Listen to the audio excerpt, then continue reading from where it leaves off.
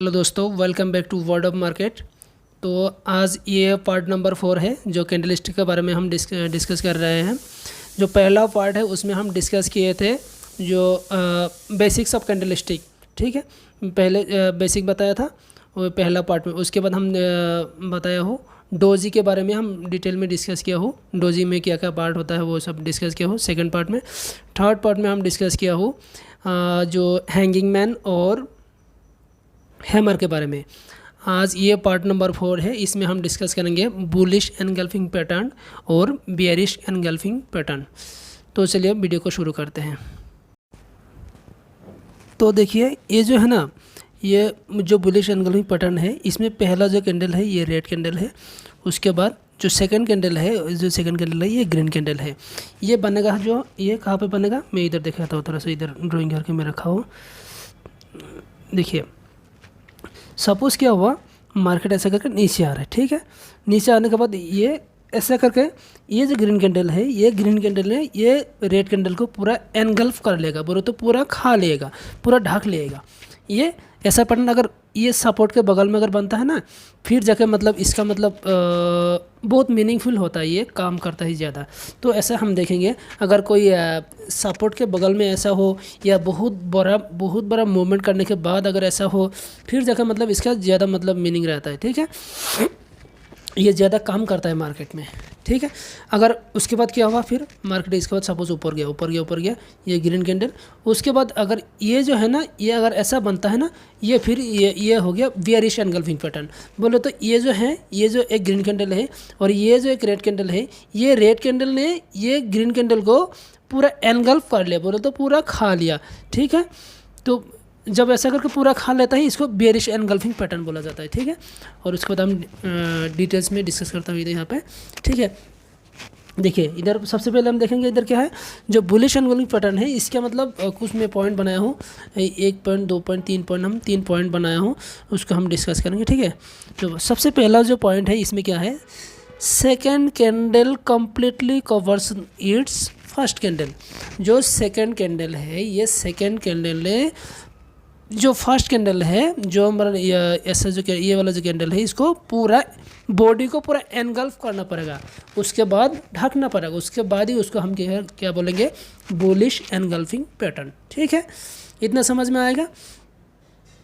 तो फिर देखिए सेकंड पॉइंट में क्या लिखा है, it appears significant after significant down trend. बोले तो ये एक सिग्निफिकेंट डाउन ट्रेंड के बाद, बहुत बड़ा एक डाउन ट्रेंड के बाद अगर ये बनता है ना, ये ज़्यादा काम में आता है, ठीक है। ऐसा कि उस मीनिंग है। उसके बाद signal for reversal to uptrend. ये जो है, ये जो बुलिश एनगल्फिंग पैटर्न है, ये एक सिग्नल है मार्केट ऊपर जाने का, ठीक है। यह पॉसिबिलिटी बहुत ज़्यादा है, इसके बाद मार्केट ऊपर जा सकता है अगर इसमें कोई एक सपोर्ट हो या कोई भी ऐसा मतलब एक पॉइंट हो जिसमें से रिवर्सल हो सकता है। अगर उसी पॉइंट में एक ऐसा बुलिश एनगल्फिंग पैटर्न बन जाएगा ना, फिर उसका मतलब ज़्यादा मीनिंग है, वो ज़्यादा ऊपर जाने का चांस है, ठीक है। देखिए ये जो है ना, ये जो चार्ट है ना, ये कब का चार्ट है, 28 मार्च 2003 का 2023 का है, ठीक है। तो ये हमारा हो गया बुलिश एनगल्फिंग पैटर्न। उसके बाद हम इसको चार्ट में थोड़ा सा ढूंढेंगे कहाँ पे कैसे कैसे बनता है, ठीक है ना। अभी जस्ट इसका मतलब मीनिंग क्या है, उसका मतलब दिखने में कैसा है, इसका मतलब कि क्या क्या क्राइटेरिया रहता है, ये सब डिस्कस किया हो, ठीक है। उसके बाद जो सेकंड नंबर है, ये हम आज डिस्कस कर रहा हूँ bearish engulfing pattern. Bearish engulfing pattern बोलो तो ये एक बियरिश पैटर्न है, ठीक है। ये चार्ट का टॉप में बनता है। सपोज मार्केट ऐसे करके ऊपर जा रहा है ना, ऊपर जाने के बाद एक ग्रीन कैंडल, ये जो सेकंड कैंडल है ना, ये सेकंड कैंडल का बॉडी ने पहला कैंडल का बॉडी को पूरा एनगल्फ कर लेता है, पूरा खा लेता है, पूरा ढक लेता है, ठीक है। इसको बोला जाता है हम बियरिश एनगल्फिंग पैटर्न। इसके बाद मार्केट नीचे आने का चांस है, ठीक है। अगर ये जो पैटर्न है, ये अगर कोई रेजिस्टेंस के बगल में जगह बने, ये ज़्यादा काम में आता है, ठीक है। जैसा देखिए इसको चार्ट, जैसे देखिए ये अगर ये जो चार्ट है, इसमें अगर ये कोई एक रेजिस्टेंस हो, ये कोई रेजिस्टेंस का बगल में अगर ऐसा कोई पैटर्न बन जाए, बियरिश एनगल्फिंग पैटर्न, तो फिर उसमें हम यहाँ पे ट्रेड ले सकते हैं और इसके ऊपर स्टॉप लॉस लगा सकते हैं, ठीक है।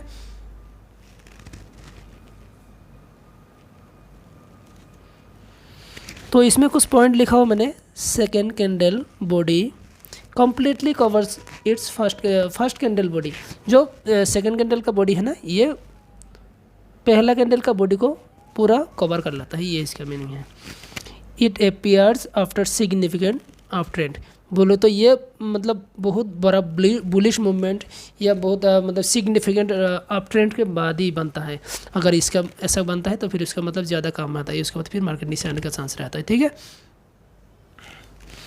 उसके बाद तीसरा पॉइंट में क्या लिखा है, signal for reversal to downtrend. उसके बाद मार्केट नीचे आने का चांस है, ऐसा बोल रहा है, ठीक है।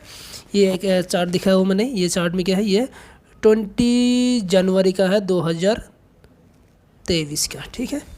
जैसे देखिए मार्केट ऊपर जा रहा था, अच्छा खासा ऊपर जा रहा था, फिर एक बेयरिश एनगल्फिंग पैटर्न बन गया, उसके बाद मार्केट नीचे आ गया, ठीक है।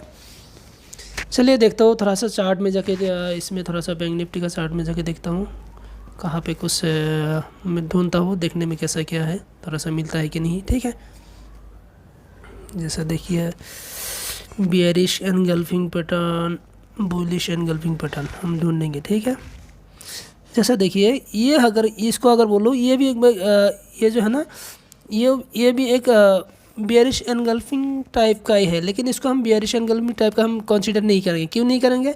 क्योंकि ये टॉप में नहीं बना, ये टॉप में बनना पड़ेगा, तब जगह इसका मीनिंग रहेगा। टॉप में बनना पड़ेगा, ठीक है। उसके बाद देखेंगे कहाँ पे, ये एक बुलिश एनगल्फिंग पैटर्न है, ठीक है। ये देखो ये जो है ना, ये पैटर्न, ये एक बुलिश एनगल्फिंग पैटर्न है। और दूसरा बात, ये नीचे कोई कहीं पर एक सपोर्ट होगा, मैं देख लेता हूँ, रुकिए। सपोर्ट नहीं है, लेकिन क्या हुआ, एक सिग्निफिकेंट डाउन ट्रेंड के बाद बना है, तो इसके एक सिग्निफिकेंट डाउन ट्रेंड है ना।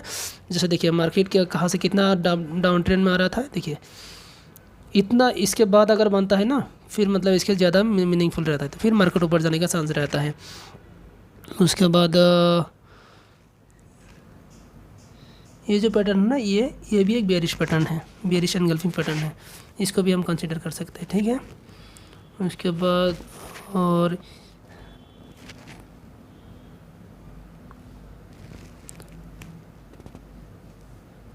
ये भी एक बुलिश एनगल्फिंग पैटर्न है, ठीक है।